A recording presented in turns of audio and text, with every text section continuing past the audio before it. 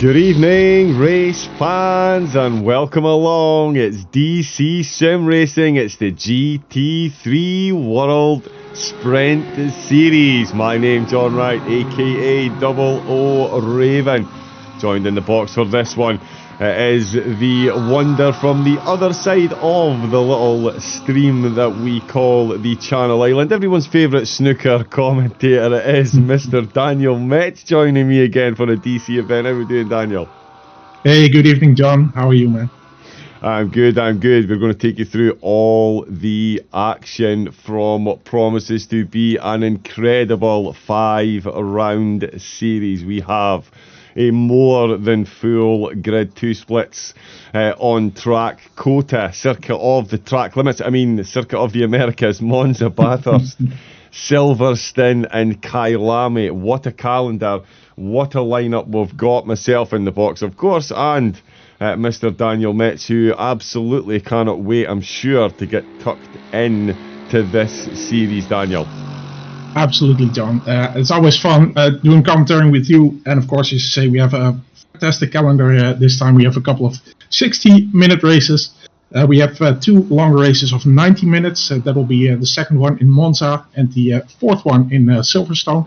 So, yeah, awesome calendar, awesome grid. And we also have a bit of a popularity ballast, or I think I saw a nice word for today,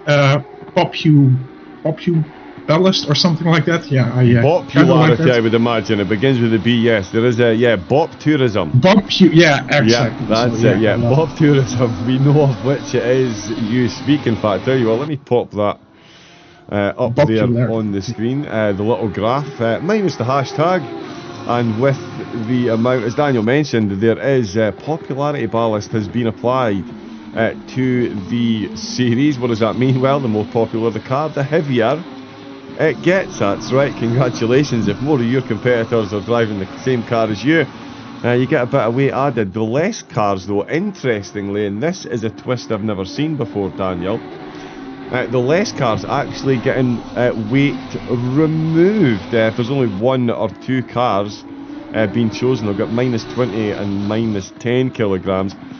10 cars chosen in the series, if you have one of those 10, 40 kilograms potentially being added, but none of the cars reaching as high as that. 9 being the highest with the McLaren, Daniel. Yeah, initially we had 14 McLarens and 11 Ferraris, so things got a bit better. Of course, they had 40 kilograms at that point, but yeah, as you say, we chose to sort of encourage the the heroes that we're going to choose. Maybe the less popular cars, and as you see, we have the Bentley on the grid. You do this a lot. I don't know how often you see the Bentley on the grid anymore, but I can't imagine that on a regular championship you see that car a lot anymore. Correct. That is an understatement. I've seen it win a race recently. I actually won a race recently. But I spent most of that series commenting on the fact that we rarely see Bentleys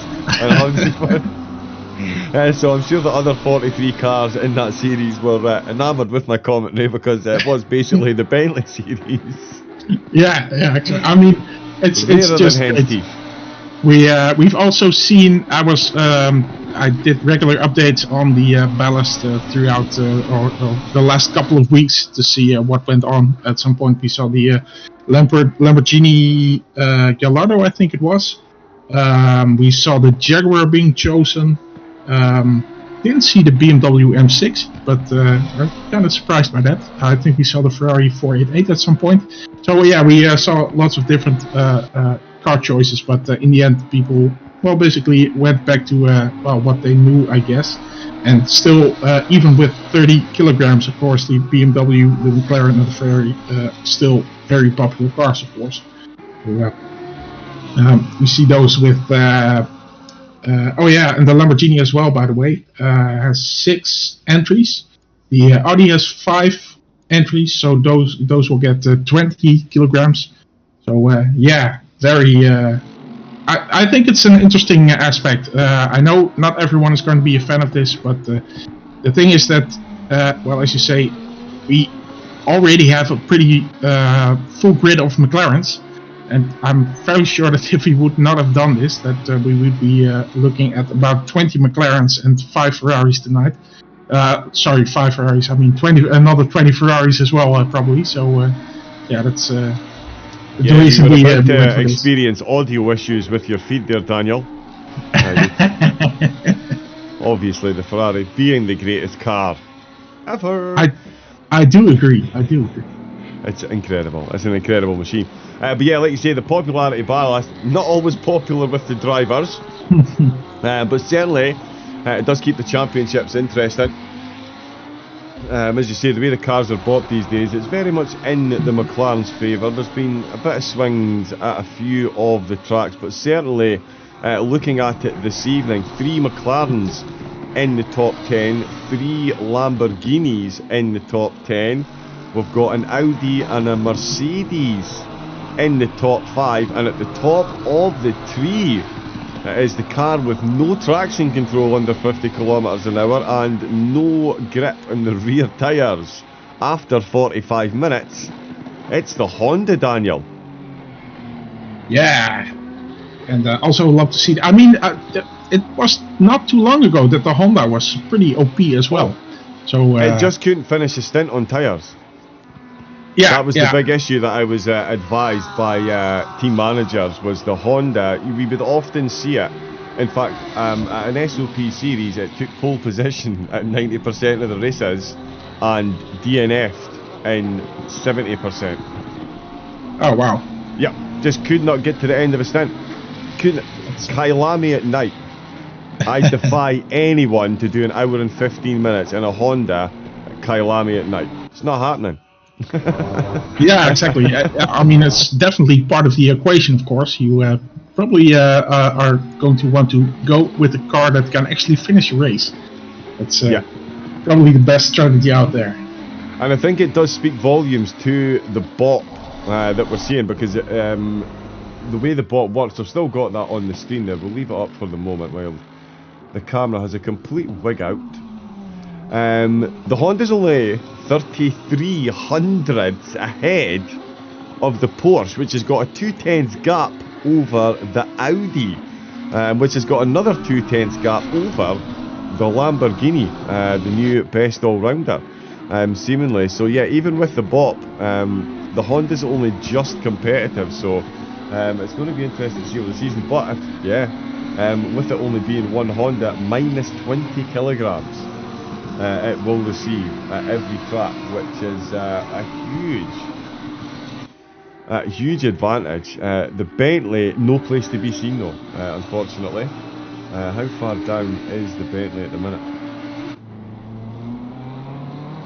Hevling, there he is, 32nd place. We've got a strong grid though, 32 out on track. We do have 2 classes as well. The grid, there will be out on track, as we can see. There's the golds and the silvers. And at the minute though, again, we can see how competitive the Honda is. It's actually a silver that's leading the pack, Daniel. With exactly. Yeah, well, it's good to keep that in mind. That we're definitely going to have to keep an eye on that in the race, because it's definitely taking that advantage that we've given him. But let's see how long he can last in the race. Because there is pit stop stipulation. There is over the whole series, as Daniel said, there's 60 and 90 minute races, but there is a constant, and that is a 40-minute stint timer. So that means 21 minutes into the races, the drivers can come into the pits and come back out and make it to the end, or they can stay out for 39 minutes and 54 seconds. But we'll have bets on seeing how many of them actually run it that close, because some of them will try. Daniel's laughing because it's funny, because it's true. So we'll see how we'll see how this stint plays out. But Daniel, that does, with a grid this size, this really, I mean, this is a phenomenal way, because some drivers will come out with the intention of doing at a short 25 minutes, which means a lot lighter on fuel, much quicker start. They're going to be looking to make that count. Love Justin Sheffer's livery there, by the way. I used to love Sprite when I was younger. Phenomenal drink. But yeah, the mixture of strategies that we are going to be treated to tonight is going to be absolutely off the charts, and it is likely to pickle the brains of both you and I until about the last 19 minutes of the race, and everything is going to fall into place. This is, yeah, I mean, yeah, I'm so looking forward to this series. Yeah, it's. I think we've made some interesting things. So of course, you have that 40-minute pit window. So yeah, as you say, that last 20 minutes is going to be I guess the moment where things are exactly as you say are going to fall into place, and yeah, we might get a couple of surprises there. Indeed we might, and surprise, surprise, it's finally working. For some reason I couldn't load onto YouTube, but here we go. I've got the YouTube chat open. I can see Daniel Metz, R. Styles, DC-SimRacing, Johan Hoban and Bjorn Cooper. Hello to you all. Apologies, some technical issues in the truck were denying me the chat, but we're now back. Just in time for right at the end of qualifying. There has been 30 minutes of qualifying for the drivers to get their times in, and we're going to pop that off, and at the minute we've seen all but one manage to set a time, and it looks like David Broussard won't be setting a time. Heveling in the Bentley, 9.9 seconds off the pace, but the Silvers, normally at this point I would talk about how well Prinzy's gone quicker right at the death. He's got time to keep this one going as well, actually. Oh, so the Silver driver has been gazumped, but there is 3 drivers for Silver in the top 10. So that is good to see. And Horvath in the McLaren, Vernol in the McLaren as well. So despite the ballast, they're making their way into the top 10 overall. So some great pace shown right through the field. We've got gold drivers right down as far as 28th position, I believe Windy is. He is indeed bringing up the rear at the minute in the Lambo. Yeah, and I think that's the nice thing that we do such. Wow, is that I'm thinking about the. I'm thinking if I can use a Dutch proverb like that, but yeah, we sort of threw a stick into the wheels. Is that a thing in English? A spoke. Yeah, a spoke. Yeah, into the spokes. Yeah, into exactly. the spokes. Yeah. Yeah. So we absolutely did that, and that's going to hopefully get some interesting situations here, and we're already seeing that happen. So. And what's also interesting is that as the qualifying is done by now, what's also interesting is that, I mean, everyone wants to drive their favorite cars, of course, but what you see is that there are some people that pick the car, it doesn't matter how many kilograms you put on there, they're always going to pick their favorite car. And I would be no different. I would pretty much always choose the Ferrari right now, because I know how to drive that thing, and yeah, it's a good car for me. But yeah, there's also people that try to take the advantage of what we're giving them, and yeah, it's an interesting mix. Really looking forward to see how that's going to work here. And yeah, for instance, that Honda in the second position, I feel a bit like. Yeah, we are sort of looking at the 100 games. We sort of gave someone an advantage, and 100%.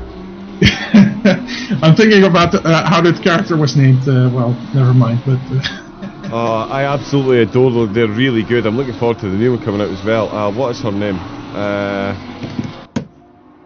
Really nice lady. Snow, obviously, is the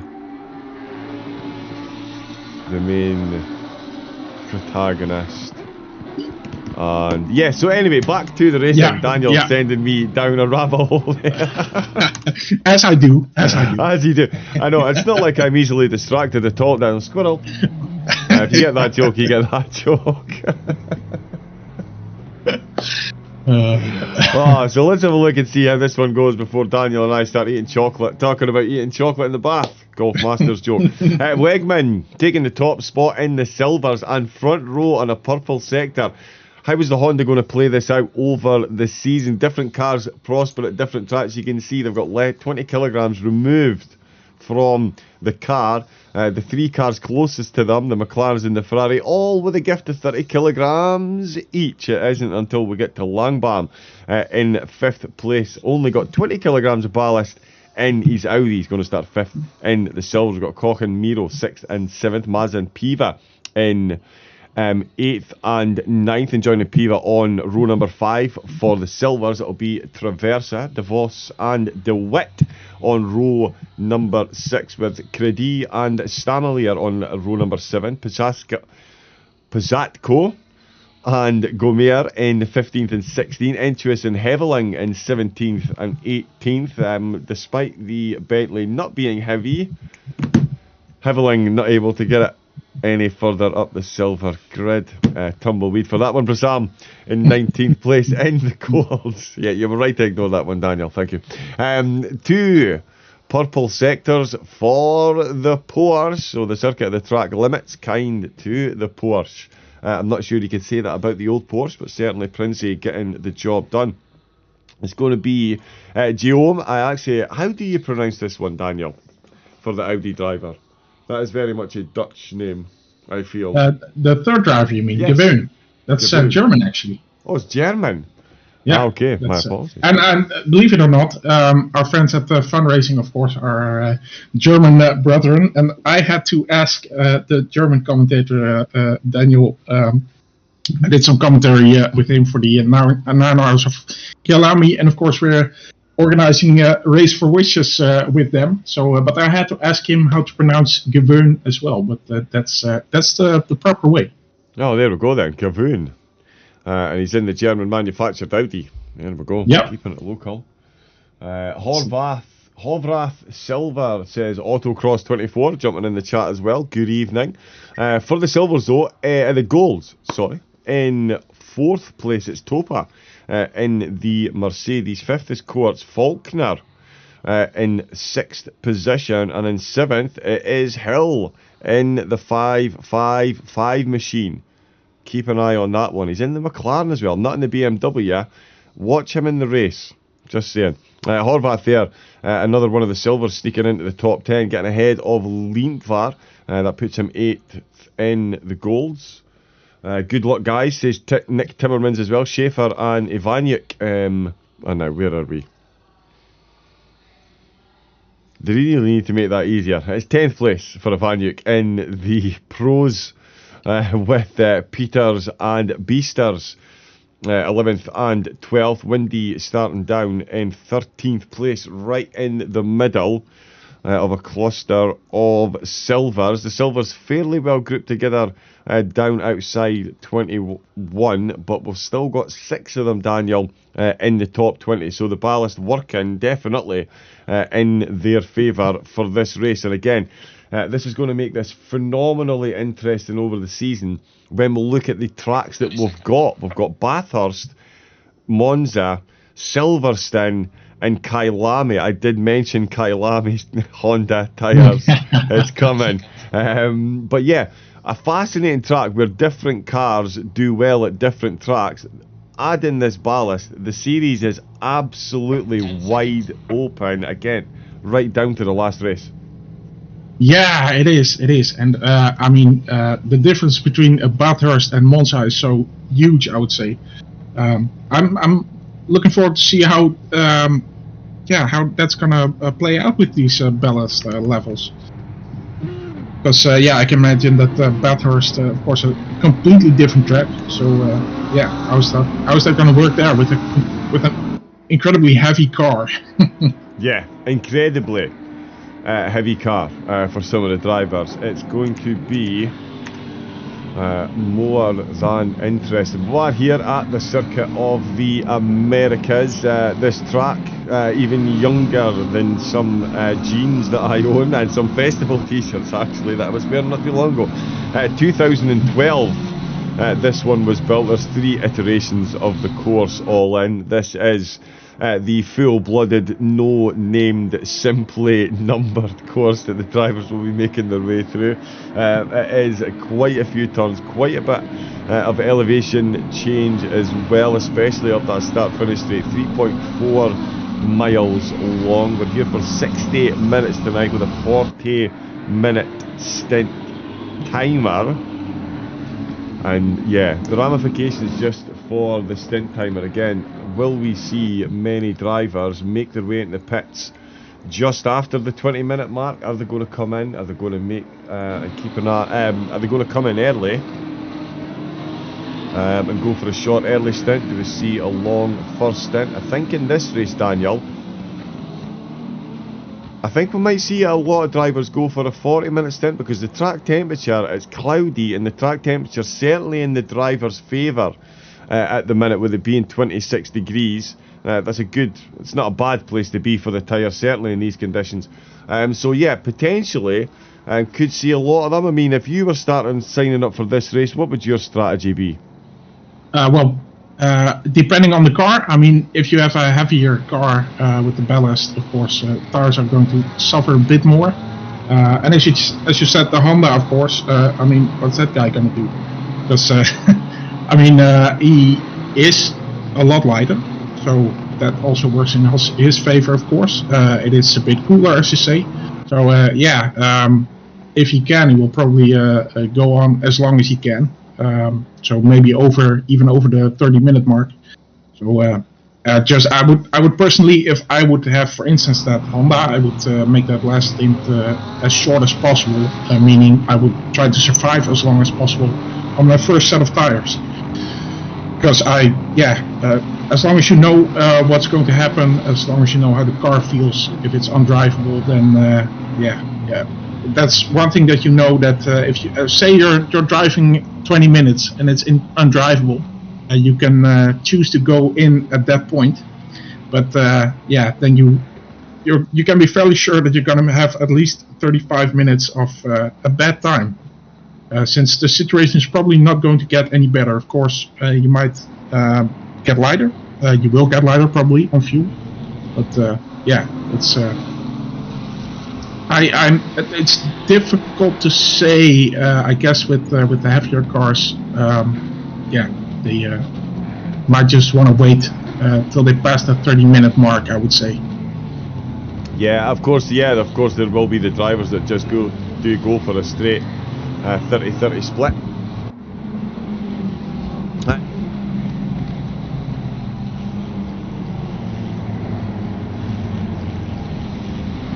Yep.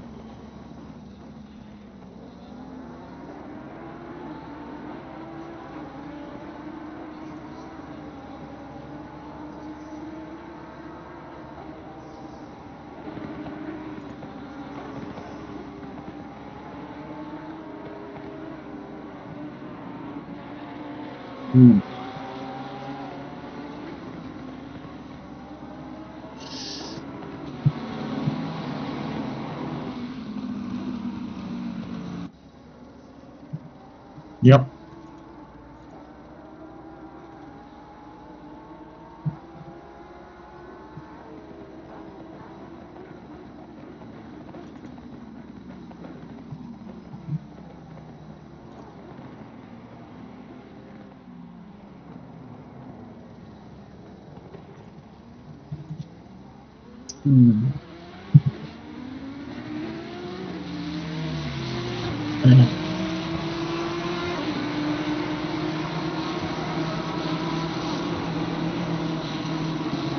Yeah, exactly. Well, I'm looking at Scheffer and Vanegas, who also had were involved in a little brawl there. But I'm afraid my brain isn't quick enough to do the things that you do. I can say that there were a lot of cars and there was overtaking. But yeah, a lot of that's unfortunate to see that. I mean, it's a huge grid, and of course there's always going to be a bit of bumping here and there. Yeah, unfortunately it happened. So as I see that Kumara also is off the track there for a second, but he's able to recover there. See, Mazza just didn't overtake on Haveling in the Bentley. Yeah, sorry, my microphone was muted there again. One of the shortcut keys on Sonar, it updates and keep changing it. My apologies, I am back.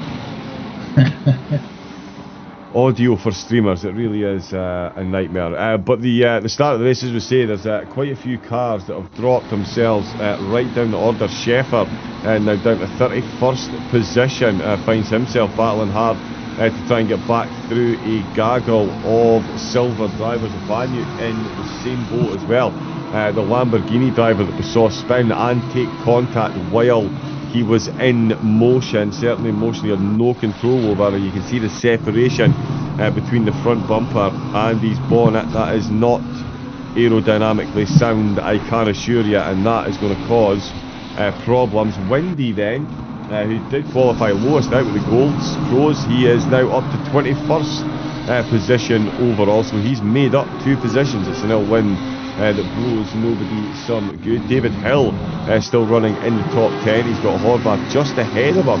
The silver drivers all making advances. Well, apart from Wegman, Vernol and Horvath both making it up 1 position each inside the top 10, but there is now only 3 silvers in the top 10. Piva leading the charge in 12th position. They were down in 15th, remember, because that's where Daniel was on board at the start. So the lead silver group have all made it up 3 positions, and all the silver drivers in the top 10 bar 1 have made it up a position as well. So the silvers doing well at the minute, and they are solidly packed at the minute. Tommy Vase there has got a solid track of cars behind him. The Aston Martin of DeVos is really giving him a run for his money at the minute. He is all over the back of him, while himself trying to fend off Traversa, who's trying to traverse his way past these competitors.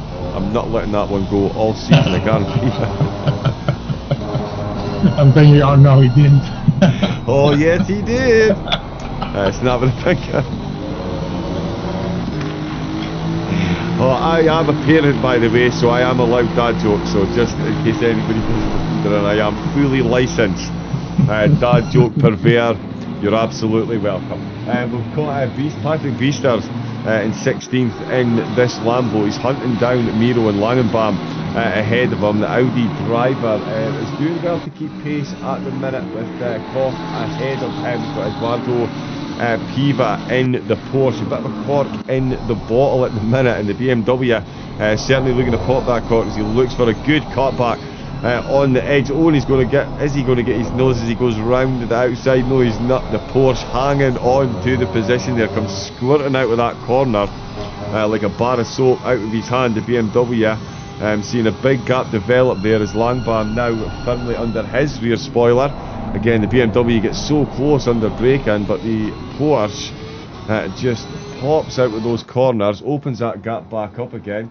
And Michael Jeffrey Koch for ST Racing, he's in the BMW. Sorry, yeah, he is the one doing it, chasing. It's Langenbaum that I was looking for there in the Audi, and the Audi has now been brought into this. The BMW not able to find a way past so far.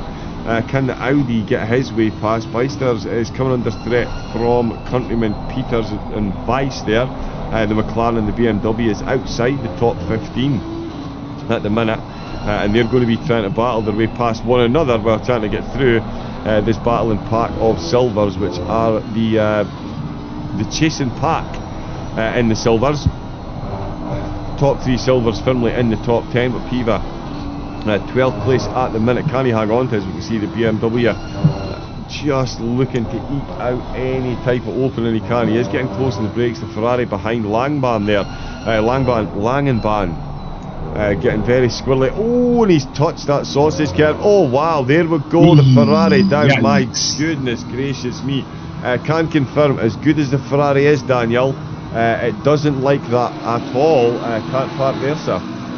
Yeah, exactly. Well, there's a lot of things you can do with the Ferrari. It's a pretty forgiving car, but yeah, exactly. That you can do.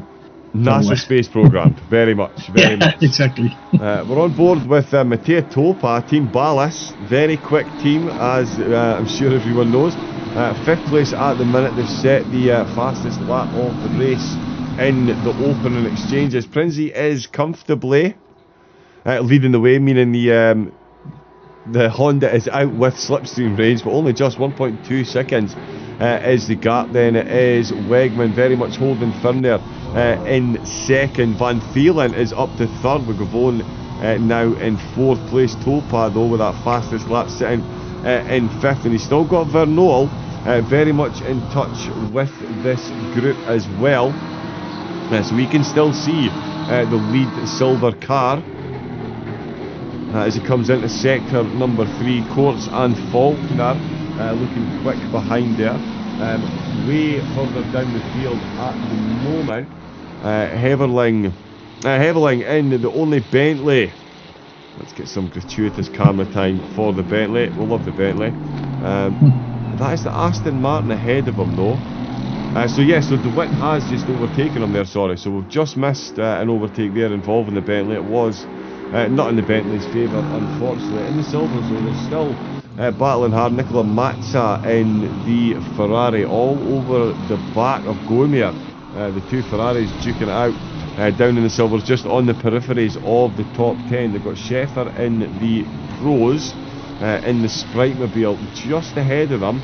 After that tumble down the order from the opening exchanges. The Lambo of Ivanyuk not holding the type of pace he was in quali, that is for sure, but when that's a bit clumsy as he makes contact with the back of Credi there, trying to get the overtake. The wounded Lambo looking to get past the silver driver. There was a bit of rear contact there. I'd imagine aerodynamically compromised is somewhat of an understatement for Ivanyuk's car at the moment. Credi looking to hold on to his place in the top 10 in the silvers. We've got Stanley ahead. In fact, Ivanyuk throws that one up the inside, gets the overtake done, and that'll be him looking to catch back up to Windy, who is the next pro driver ahead of him.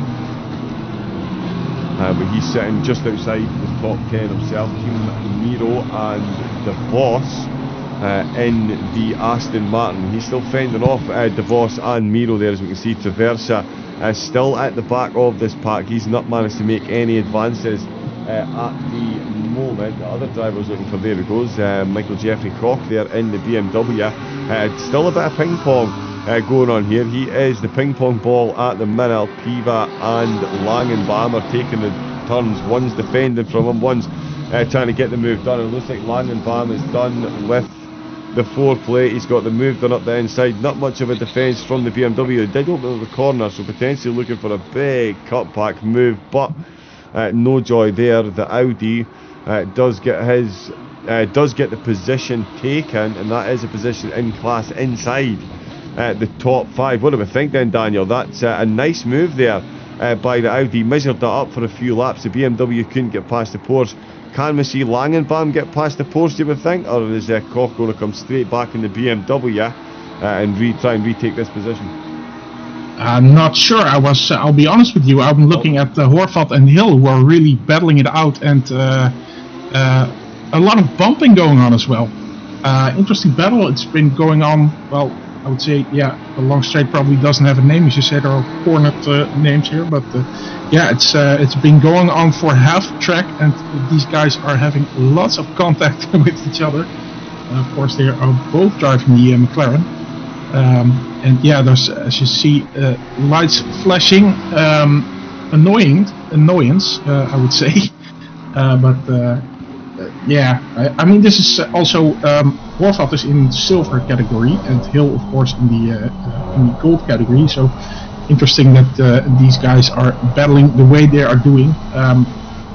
Seems to be pretty much the same speed as well. So yeah, that's that sort of absorbed my attention there. Be interesting to see the amount of bumping there. Yeah, you see rubbing his racing, yeah, certainly a fair bit of elbows out there. Yeah. Keep dropping, but yeah, we've got it back now. Yeah, for some reason the picture-in-picture we'll keep an eye on that. For some reason it keeps going off. It doesn't like going to go into other windows. But it is running at the minute. But yeah, close battle between them. Prinzy's found another 310s up at the front. He's now a second and a half ahead of Wegman, who's got Van Thielen closing the gap ever so slightly. He's got a long way. And of course, Daniel and I talking about the amount of pit strategies.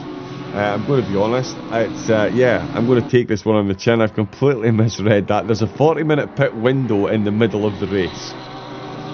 Yeah, exactly. Ooh, Kok is sliding out and hits the Vos, I think it was. But yeah, there was an unforced error. Yeah, maybe that's a bit of a snooker term, but yeah, that's a pretty broad sport term, I would say. But yeah, Kok was just. I don't think he got touched there, but yeah. Now he is touched. That definitely was a hit by Binder, I think it was. Yeah, so this is a replay, so it looks like he took a tap from the McLaren. Yeah. So that's absolutely not a single car incident. He really got, well, the brunt of... yeah, exactly. yeah. Yeah, a couple of taps here. The final tap, ironically, did pop him round almost in the right direction. Don't imagine it did his tyres too much good, or his blood pressure. Let's face it, Traversa it was the BMW that righted him on the way through, so he might have a bit of aerodynamic compromise as well. DeVos in the Aston Martin now finds himself further up the silver field. Pivet and Langenbab now find themselves separated from the chasing silver pack. They're free to do battle for 4th place in the silvers, while the lead silver driver has closed 3/10 no, he's not, he's just lost the 2/10 again. Yeah, to say these two are lapping equilibriously is somewhat of an understatement, because they've just dropped Van Thielen by 3/10. So really at the moment is the Project 6T9 Audi with the very psychedelic colours. That is very Austin Powers, groovy baby. Finds himself involved very much in a battle. It is Topa in the Mercedes, the Team Ballast driver, once holder of the fastest lap of the race. It's now been taken by Prinzy with a 2:05.900, 3/10 quicker than Topa, so getting very quick indeed. He finds himself with Vernol in the silvers, looking to improve his overall position and potentially give chase to Wegman. We'll see how the pit stop strategies play out for the drivers. Is he going for that up the inside of turn number 1? Look at the elevation there. Up the hill, over the crest, into the braking zone, and back down the hill again. So easy to lose the back of the car through that corner. As you can see, it's like a roller coaster. Down the hill, back up again, and then through the never-ending S's. Track limit central there, I would say. That's the area of the track where you absolutely are going to get track limits, or if you're a numpty like I am, you definitely will get a drive-through at some point. But let's hope that level is high enough to not see too many. I see a couple of messages there in the corner, so I'm hoping we're not seeing drive-throughs there. But yes, indeed we are. Drive-through from Race Control. That is for Jostein Schäfer in the Ultra Sprite Ferrari. We did see a Lamborghini of Ivanjuk, who's now in the pits, facing the wrong way, and I'm sure the Ferrari was within range at the time, so yeah, drive-through there for a lap 1 incident there. And Venegas as well, a 5-second penalty there for the Ferrari driver. We'll just hold and see at the moment. Sometimes the penalties come through in 5 or 10 second increments. But yeah, Venegas then it does look like that's going to be, oh, apologies, my chair collapsed under me, excellent. Yeah, 5 seconds there.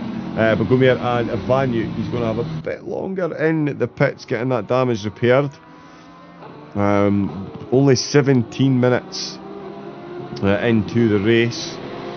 But the track temperature is coming down, so again, going in the favour of the drivers. He's not going to have to worry about his tyres over 43 minutes, that's for sure.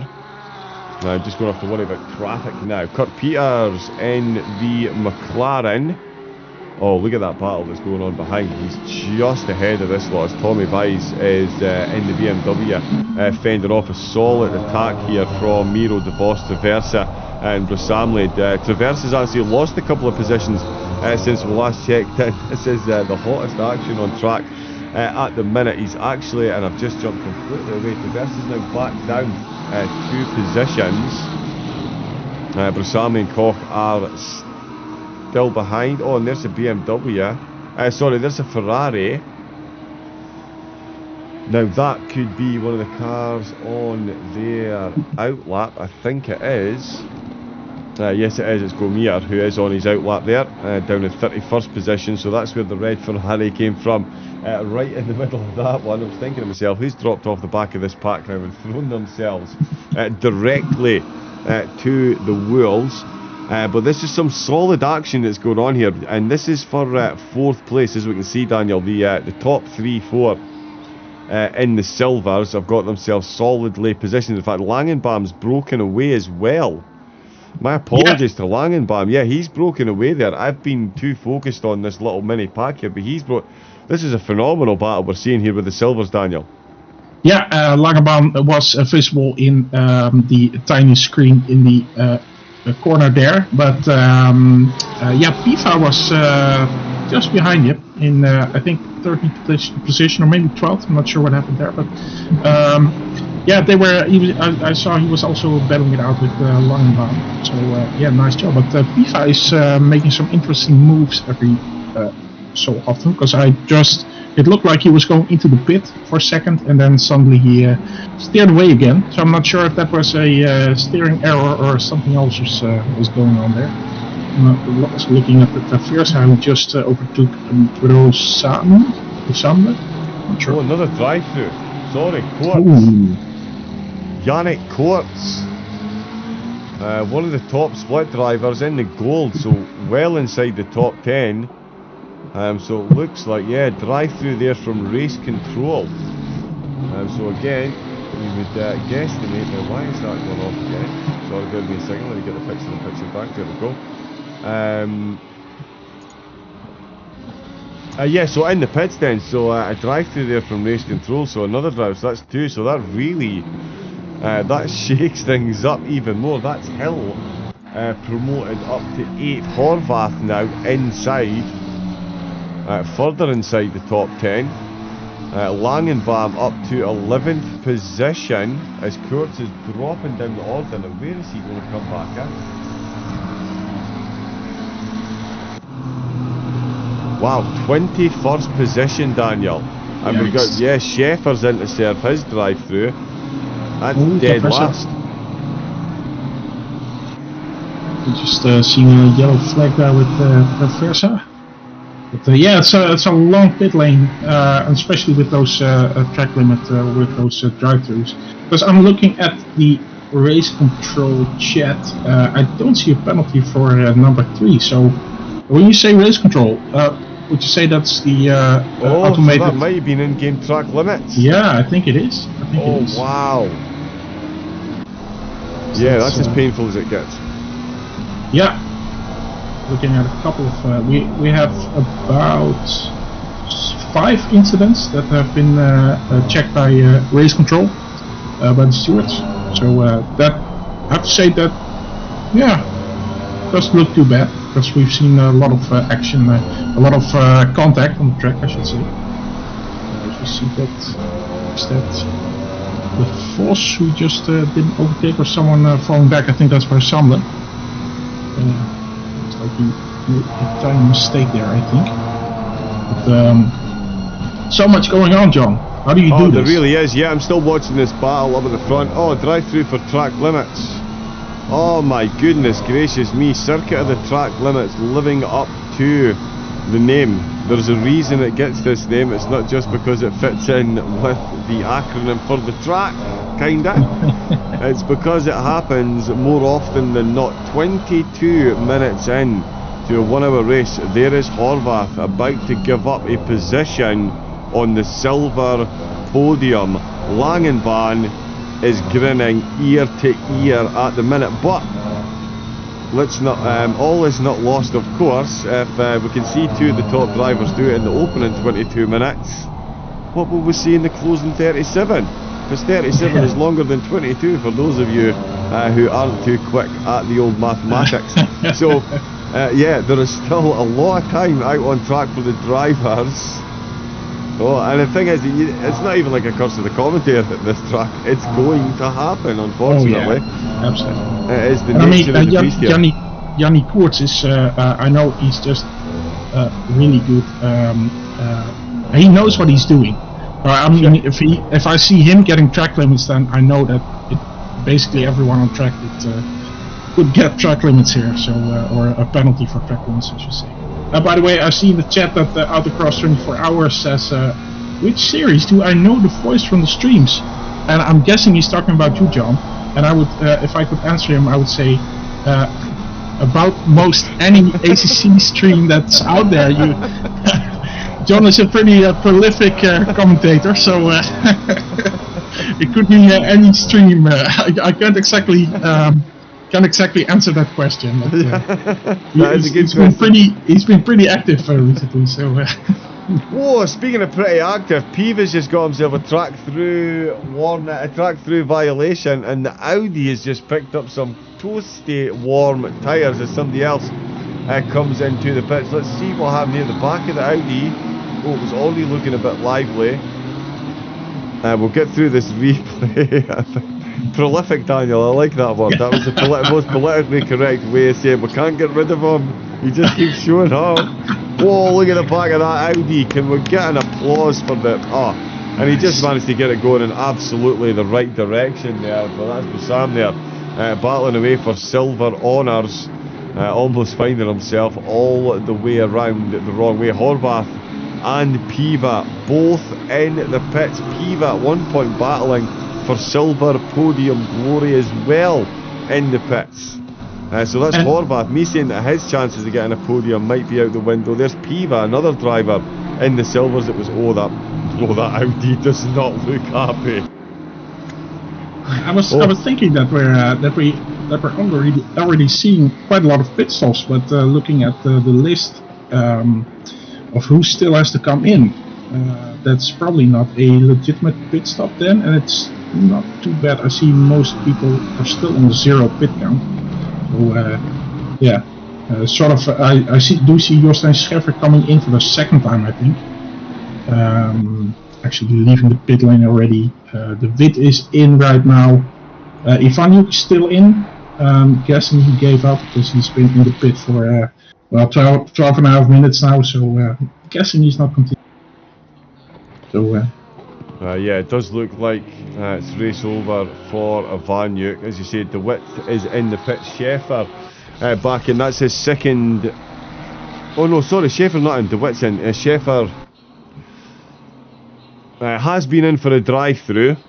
He's got a 15-second penalty to serve when he does come into the pits. Nicola Mazza is back out as well and looking very close to Horvath ahead, who's back out after his drive-through. 21st position. It seems to be the popular spot for the drivers to come back out the pits at the minute. Venegas as well picked up that 5-second penalty. We've got Beasters and Peters both picking themselves up 5 seconds, and Koerts, as you can see, he's back up to 16th place. 15th, sorry, he's just got another overtake done, making his way past Koch as well. He's got Bassam ahead of him.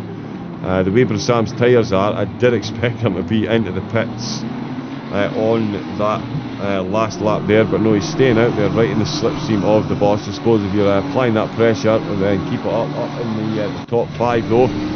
Topaz still applying the pressure, but this time it is for 4th place with all the changing going on ahead for Vernol in 6th overall, still in 2nd.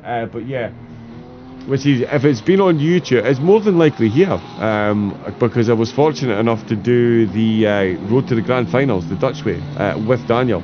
That was a lot of racing and a lot of time on YouTube. And I've done RTO recently on YouTube as well. But yeah.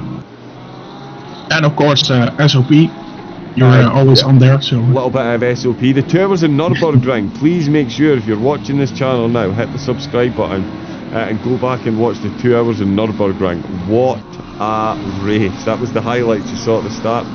That was phenomenal. That was an absolutely incredible race. It's lovely. Oh yeah, it was really good. Yeah, so make sure you go back and watch that. That was incredibly good. So was the race to the Grand Finals. And so is the racing that we're seeing here at the minute, the boss and the gang.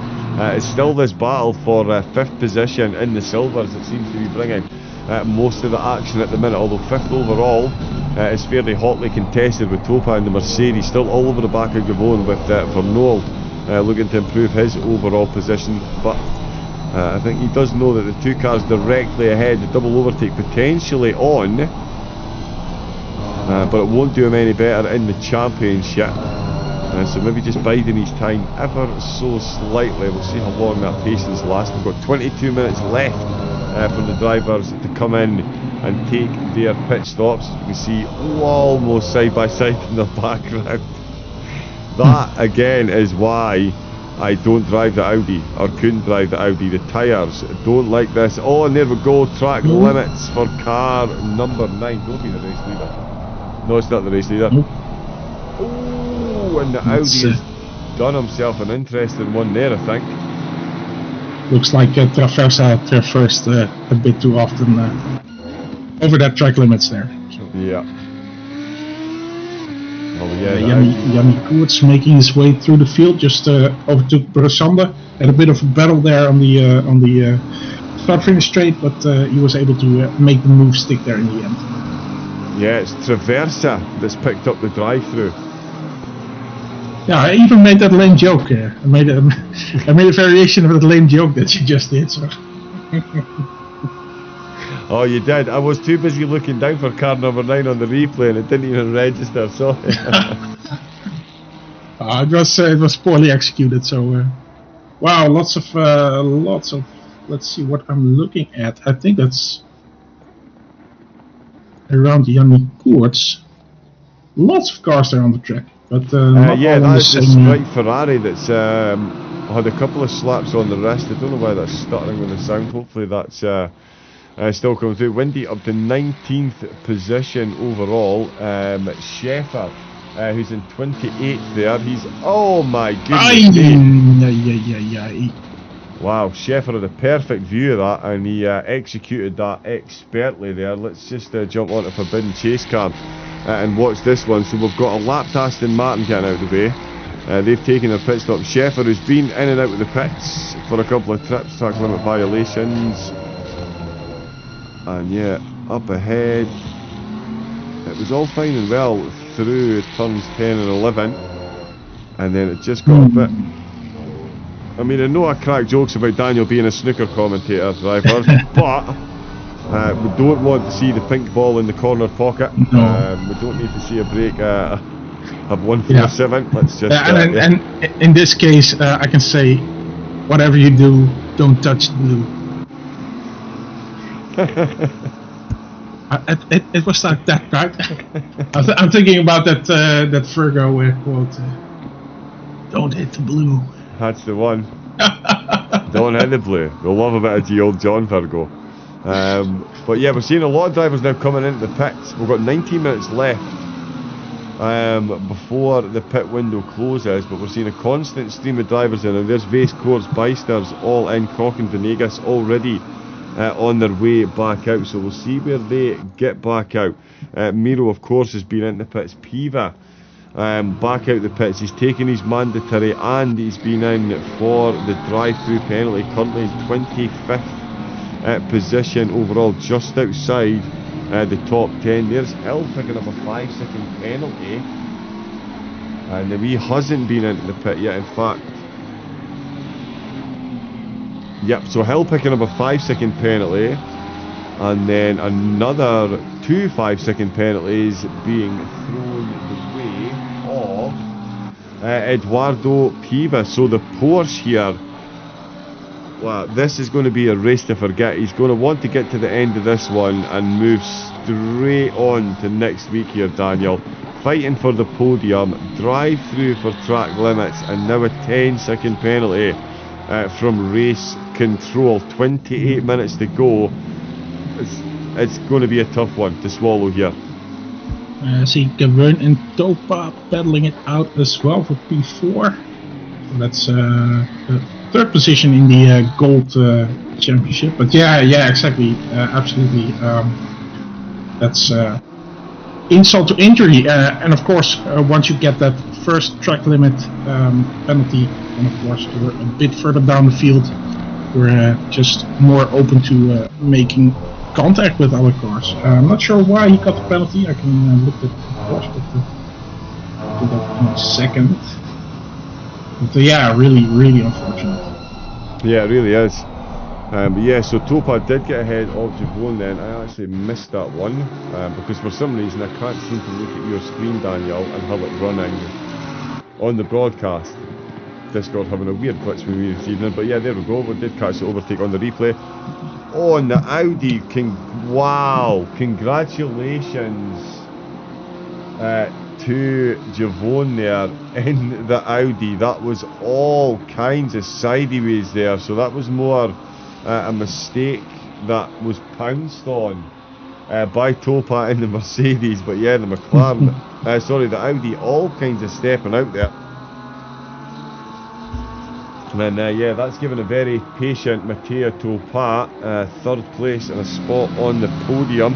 Can only be about 15 minutes left until the pit window closes, and Prinzi is still very much leading the way in the golds and in the silvers. Wegman in the Honda still out on track. You can see behind the 16 minutes left of the pit window. Stamlier and Madsa both make their way back out the pits. They seem to be in the top 20 at the minute, but we'll see how they drop down. There's one of them just making his way. That's Stamlier just exiting the pits with second place just ahead, so he's popped himself right in the middle and just ahead of the Ferrari that came out the pits in 28th. Matza, who's now up to 22nd position. I told you, Daniel, I told you. By the time these drivers started coming out the pits, the brains would be pickled.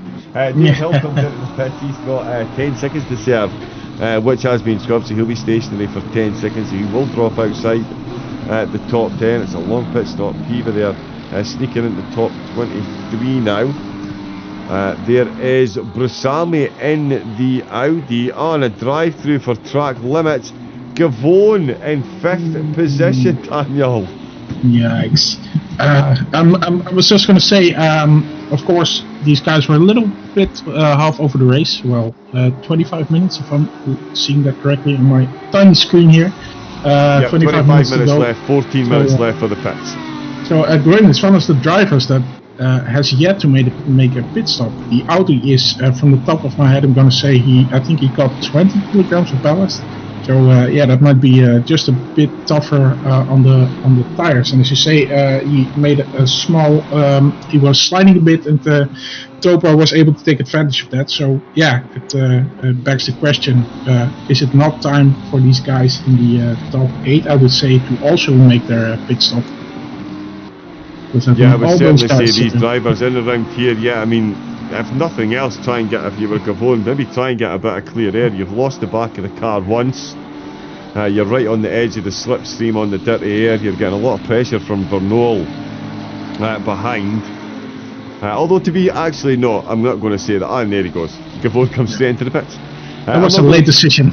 Yeah, it was a late decision there. Cones Lives Matter hashtag. But certainly Vernol, we're going to give Vernol, it wasn't like he was applying a lot of pressure, he was just lurking there in the background again. He knows he's got second place in the silvers, doesn't need to be doing anything crazy, doesn't need to be mixing it with a battle between the goals for the podium when he's firmly in second place. And let's face it, catching Tom Wegman at the minute is going to be quite the task. I say that, there's only about 8 seconds between them, so it is still phenomenally close. This is going to be an amazing series. We spoke about, excuse me, at the beginning of the race. So Wegman still has to come in. He is a bit lighter, minus 20 kilograms.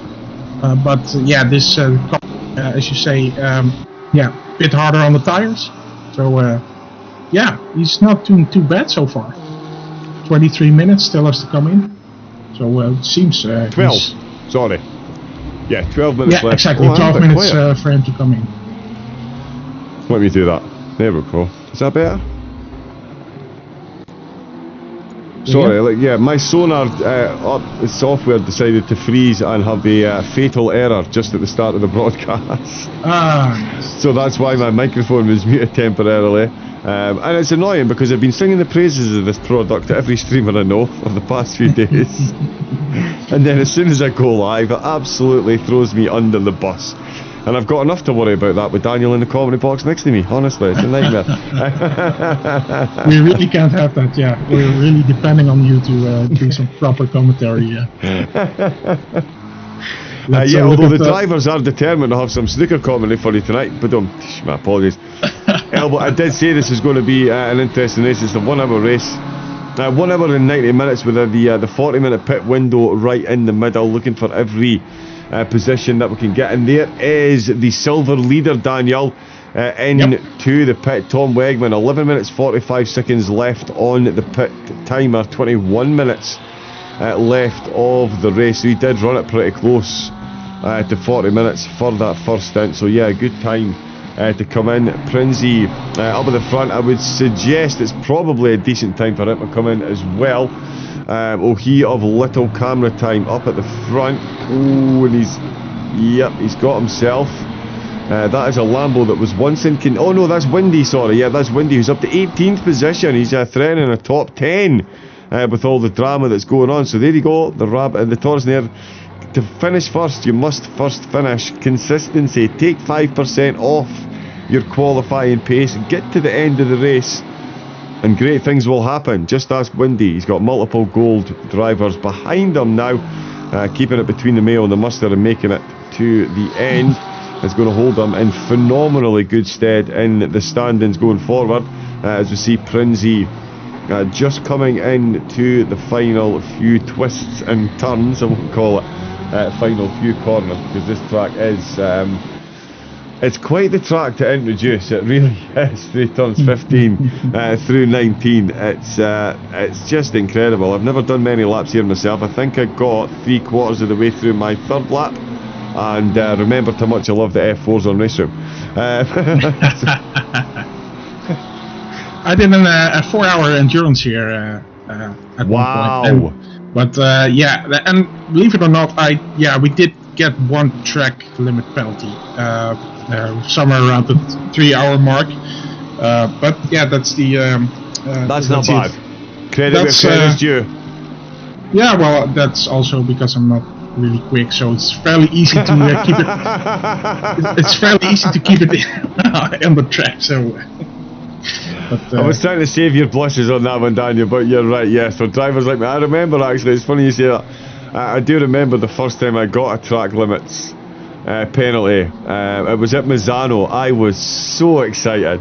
I was genuinely delighted that I was going quick enough to get a drive-through, because I'd recently made adjustments to my force feedback and my steering, something that helped fix my steering wheel properly, and it was a new lease of life to my driving, and I was so excited. My friends were so disappointed because I was doing so well in the race. But you felt like you finally made it into the big leagues. I've made it! Look at me, Mom, top of the world! Well, actually, I mean, I say after the 3-hour mark, I got my first track warning or track limits penalty here, but it really was because I was kind of getting to know the track and sort of finding the limits and then going over them, of course, as you do. So, yeah, I was also, well, I wasn't happy. Neither was my teammate. But, yeah, it happens. It happens.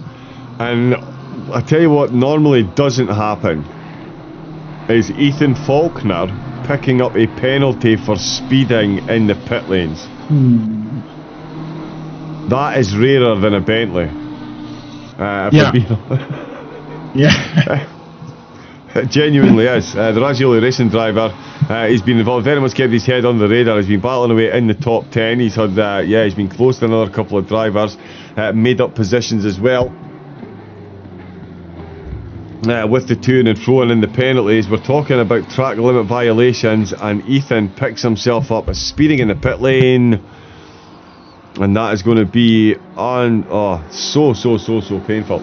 We've only got 4 cars left to take their pit stop. As we can see, 3 cars still in there, and we've had another drive-through for track limits. Another drive-through on top of that one as Mats has picked one up, and so has Credy. Wow, this has been quite the opening round. I mean, we know like Credy as well. He raced in the Road to the Grand Finals as well as the 2 hours at Nürburgring as well. Yep, yeah, he's really one of the DC-SimRacing enthusiastic people. Yep. That absolutely one of the regulars that we always see. Usually, when he, when there's a team race, he usually drives around with Daniel Thiele, which of course you also will remember because you one time. I knew this would come up in the past. Yes, I was thinking about this today when I was looking through the drivers. I saw his name and I was thinking, because there's a Van Thielen, Jentel Van Thielen is in, and I thought, oh, remember that time I thought, I wonder when Daniel will throw me under the bus with that one. But yes, I did. The cause for throwing you under the bus was a bit different than you expected, but you thought, that you remember today, oh boy, I have to do commentary with Daniel Thiele tonight. It wasn't that, okay. Yeah, let's make sure I don't get that name wrong. But no, there we go. Not one to spare anyone's blushes, of course. It is Daniel Thiele, Metz, joining me in the company. That's how you're getting introduced from now on. Be careful what you wish for, you just might get it. Eduardo Piva, he wished for a clean race and a podium finish. Afraid neither will be happening. This is a second drive-through penalty for track limit violations. The one-time podium protagonist in the silver has had bestowed upon him by the in-game judges, and Matza, not to be outdone by anyone else, Daniel has come into the pits for his drive-through for track limits, and he's gone a bit quick. He's picked up a stop go 32nd for speeding in the pit lane during a drive-through for track limit violations. Yeah, tragedy, I believe they call that. Yeah, exactly.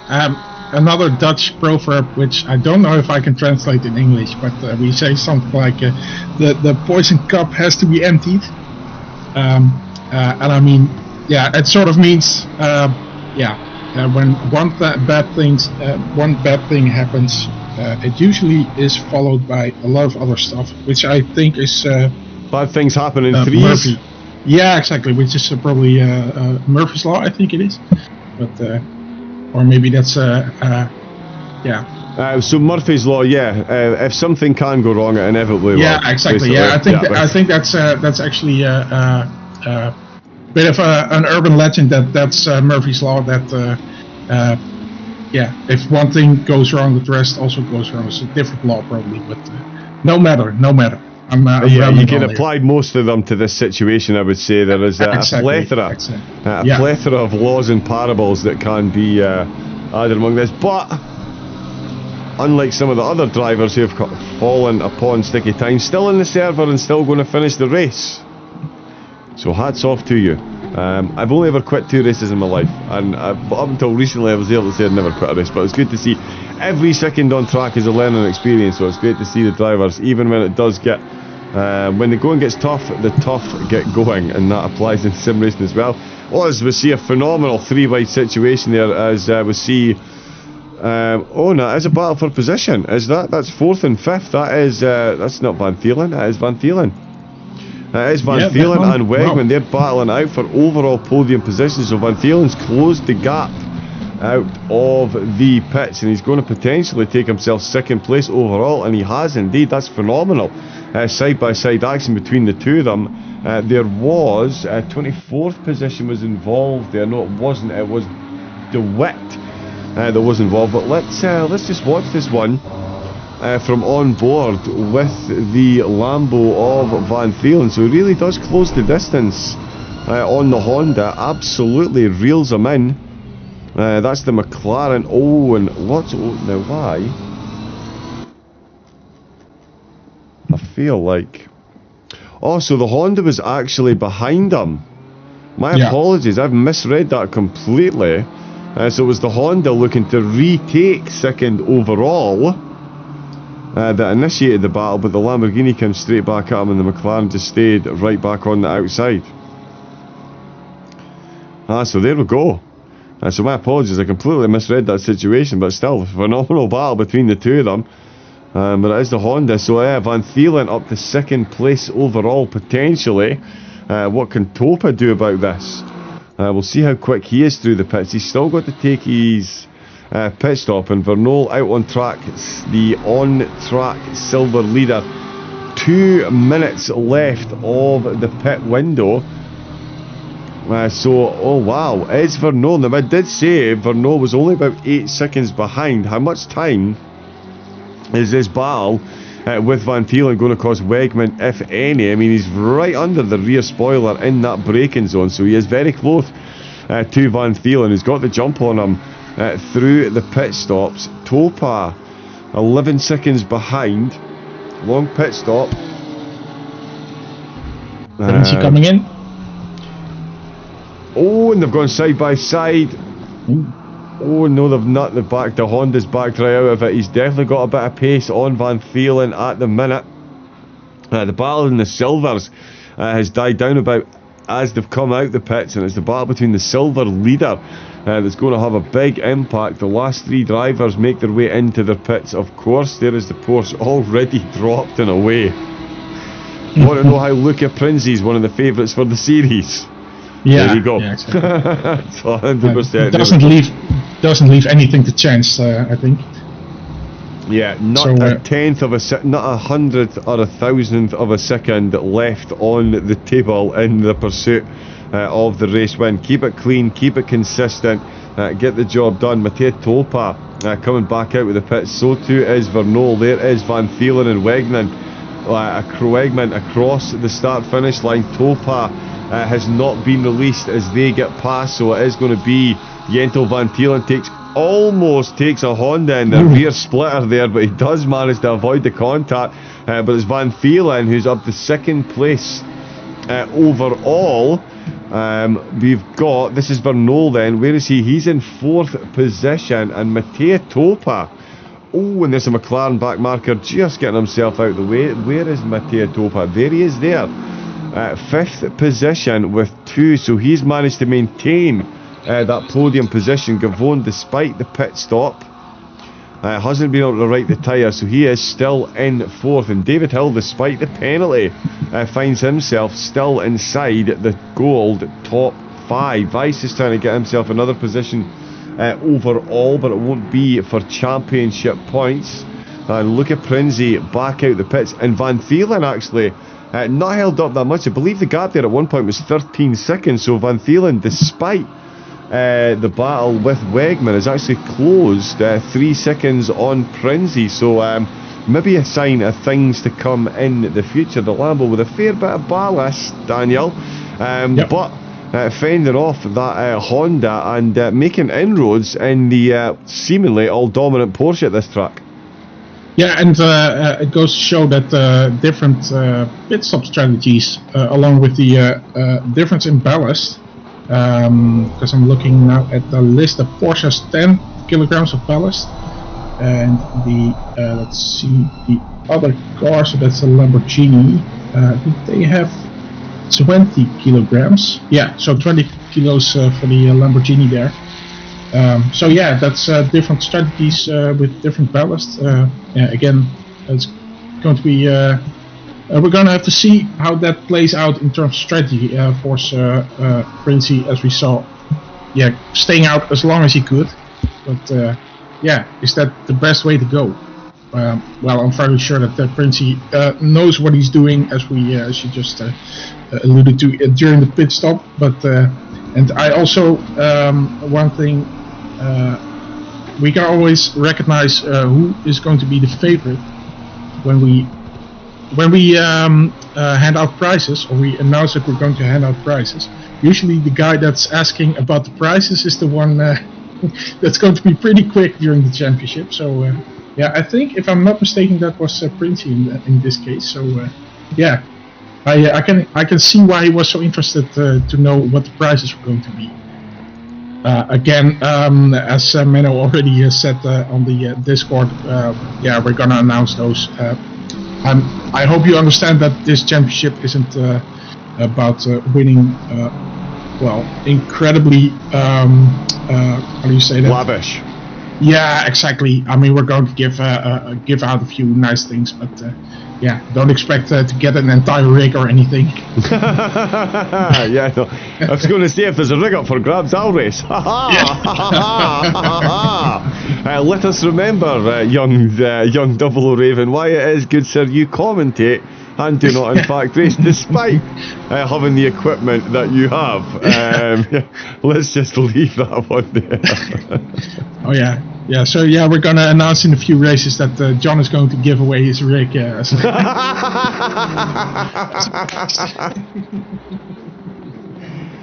Free to a good home with actual talent. Yeah, there's bound to be someone there. It must make some drivers race eye water when they see me on my streams racing my little F4s with my. Yeah, Black Friday salespeople, they're coming up soon. For 3 years I've kitted out my stream room in the broadcast area, and every single year the Black Friday sale, spend some time saving up and go absolutely wild. You will be amazed at some of the bargains you can pick up. So there you go, some consumer advice as well. Is there just no end to the broadcasting talent? No, I can't even say it with a straight face. Can't even say it with a straight face.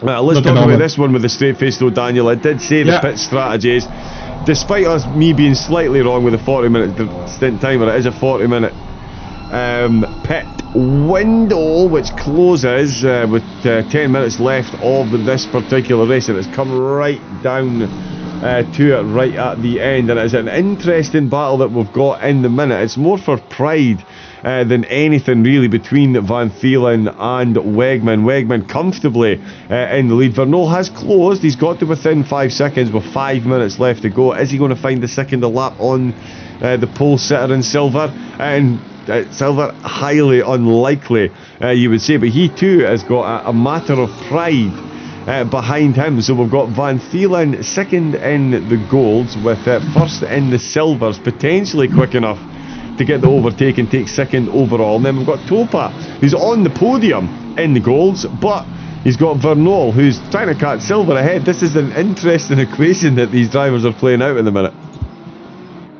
Yeah, and good to see he's still top 5. Just a couple of minutes left, but still action in the top 5 is it's always good to see. That makes me happy. But speaking of action, I see a little train. P9, of course, is a cold driver, and then we have just a couple of cars behind there that are pretty close, still within 1 second. So still. Yeah, and Brusalmi as well, actually down in 17th position. The Audi looking for an overtake on Weiss. That is again, it's another silver versus a gold driver. We did have the ballast up. There's popularity ballast, so the cars have got all different weights than they would normally have. And there you go, there's a Bentley that's been had 10 kilograms of ballast removed, 20 kilograms of ballast removed, versus a Porsche, which has had, I've just thrown myself under the bus because I don't know that one off the top of my head. But yeah, and we're also seeing the Honda. One Honda, minus 20 kilograms of ballast, took the front row in overall qualifying. Oh yeah, so the Bentley, there's only one Bentley, so there's minus 20 kilograms on that as well. Yeah, but there's actually 2 Bentleys. I think one of the two did unsubscribe for tonight. What we did is yesterday was sort of the deadline, of course, was about an hour ago, 2 hours ago. So that's what we're going to use for the rest of the season. So Bentley has minus 10 kilos because there were 2 Bentleys subscribed at that point. So and the Honda, I should say, has minus 20. So. Yeah, interesting. Yeah, it will be fascinating over the season with the tracks that we've got. It is another incredible calendar from DC-SimRacing. Honestly, whoever picks the tracks, Menno. Thank you. Menno, honestly, on behalf of the broadcast team, thank you. Monza next time out, 90 minutes of Monza, 90 minutes of turn 2. Turn 1 gets a bad rep at Monza. It's turn 2, everyone makes it through the Prima Variante. It's the Secondo Variante. Oh, and the BMW just gives the Aston a little bit of a love tap there. The Gold driver trying to find his way up the inside. Was he actually close enough there in the braking zone? That'll potentially get looked at. Coming into turn number 1, the Audi says, yes, please, I'll have a piece of this, and tries to send it up the inside on both of them. Did I just see a car flying through the air there? Yes, you did. I was busy looking at the right, so that's going off again. Picture keeps going off. Yep, and I can't get the broadcast on now. Quickly, let me see. Oh, so yes, there was the initial contact, and then coming into the braking zone for turn number 1 up the hill. The Audi goes to the extreme inside. Wow. Yep, the back of the... So basically the reason that happened is the way the contact happened, it lifted the back wheels of the Aston, which gave it no grip for a millisecond. It dropped down with the wheels at full speed. Bye-bye. And off into the sand trap, unfortunately. Right, there's still battles going on in the closing stages. The Lindvar is trying to get his way past Hill. Peters might be involved in that as well. No, so Peters has got Langenbaum and Miro with Faulkner. Oh, big move up the inside from Faulkner on the Ferrari. Again, this is not for championship points, but it is going to give Faulkner further up the overall field. The leader, he is a driver as well, is on the last lap. Van Vielen 10 seconds down the road. So despite having Wegman trying to take his overall second position, he's managed to find the second on the race leader. Topa hasn't managed to find his way past Fernol as of yet. Langenbaum, that's a phenomenal camera angle that you get on their side by side across the start finish line. It's all going right down to the end. No way we're keeping track of this one in the closing few minutes. As even Faulkner has a big look up the inside of turn number 1. That was brave. It certainly was. And he's managed to hold it as well. The Audi almost into the back spoiler of him, into the rear splitter, sorry, on the exit to turn number 1. But the Lambo really showing some good running. So getting back into the top 10 overall. Sorry, John, Bro Samla is coming into the pit. He's got a drive-through for track limits. Okay, yeah, there you go. And coming round the last corner though, it is Luca Prinzi in the Porsche. After 29 laps, he crosses the line and takes the checker flag from round number 1. No, he doesn't, even though it said leader is on the final lap. That's just the game trolling you, John.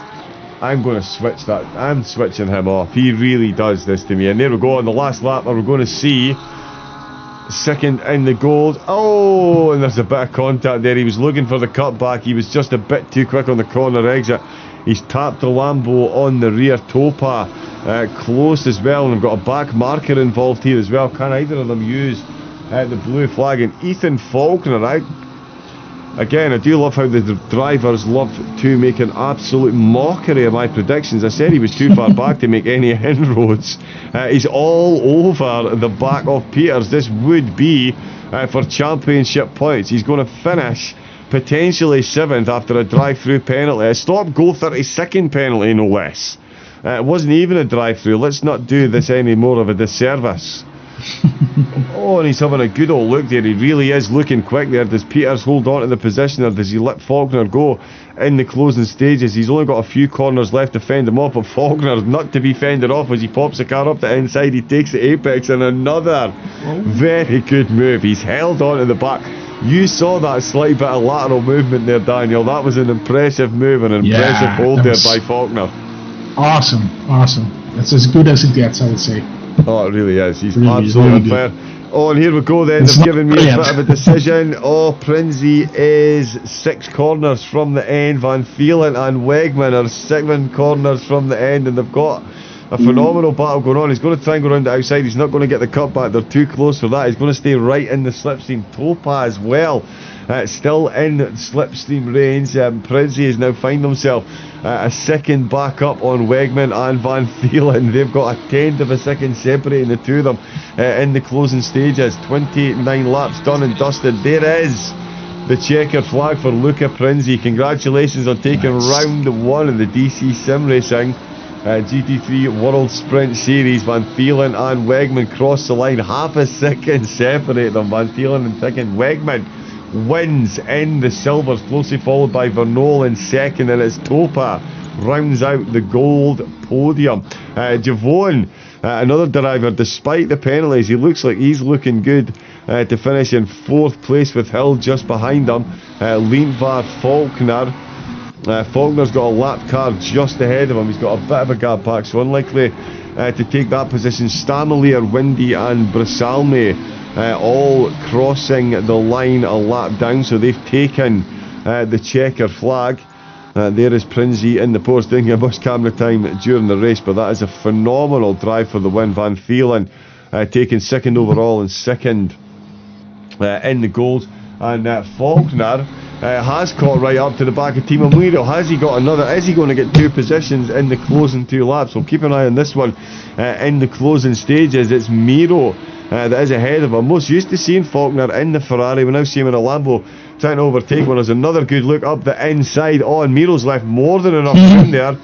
There's a penalty for someone. Peters has been given a penalty in the closing stages. Faulkner now presents himself on the outside. Is he going to go for it? No, he's not out the last corner. 0.2 of a second. Faulkner finding himself inside the top 10 in the goals. All the cars now flooding across the line, Daniel. What an opening race. That pit window is going to work absolute wonders over the season. Most of the silvers are finished. But yeah, we saw the podium for both. But yeah, what an opening round that was. Yeah, I said it before and I'll say it again. I think we have a nice, an interesting set of variables this championship. So yeah, amazing first round and so much going on. Yeah, I notice I have a bit of practicing to do the coming weeks.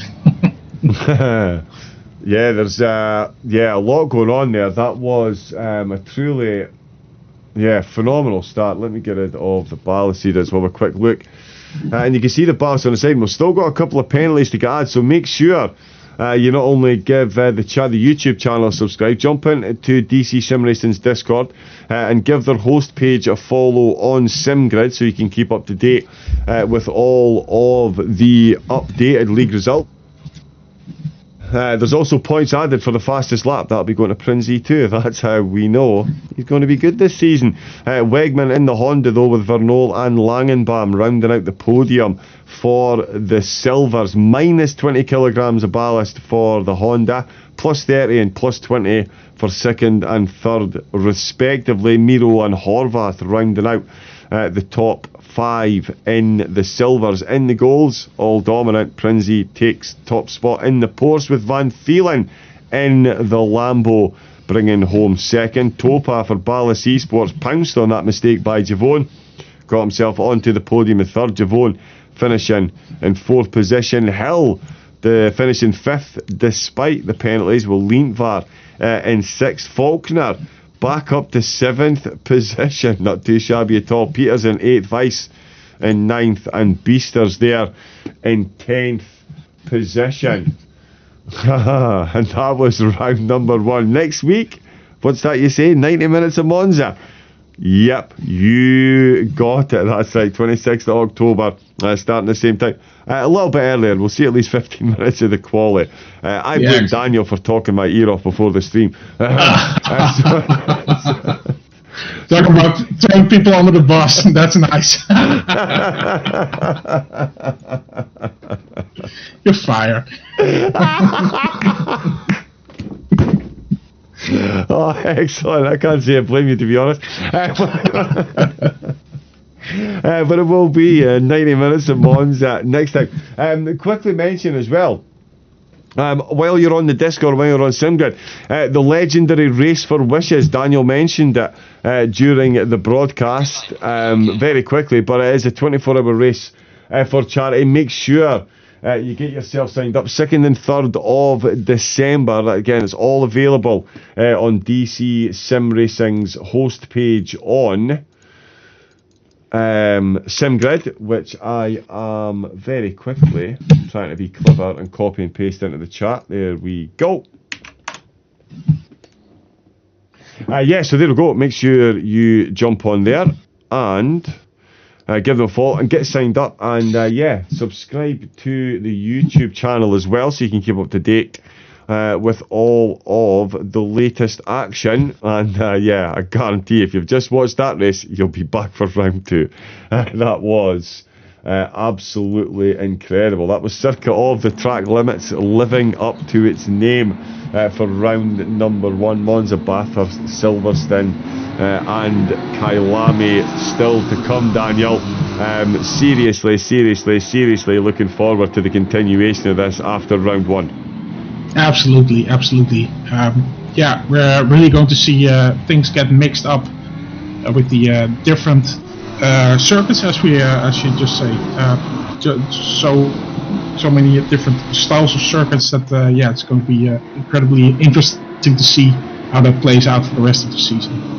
Awesome race. Yeah, it really was, with the ballast as well. It's going to be incredible. Thank you to everyone in the chat that's jumped in and kept us company. I hope you enjoyed watching the closing highlights there. We'll leave this running and let you see the winners and all the movers and shakers. So much action. There's no way we covered all of the overtakes. But it's going to be like that for the rest of the season. So much action still to come. And I cannot wait for next week. So yeah, make sure you give everything a follow and a free subscribe here on YouTube. And yeah, we will be all prepared to see you next week from Monza. Until then, my name has been John. 2 weeks, John. Oh, 2 weeks, sorry. It is 2 weeks, of course, yes. Oh, wow. It's been a long 2 weeks for myself. It will be a long 2 weeks till this race comes back, most definitely. But yeah, my name has been John Wright, aka Double Raven. Joining me and with a quick good night, it's been Daniel, definitely Mets and not feeling. Yes, thank you, John. I had fun. It's been great. It's been great. Until 2 weeks' time, take it easy, stay safe, and have a great rest of your night. Good night. Good night.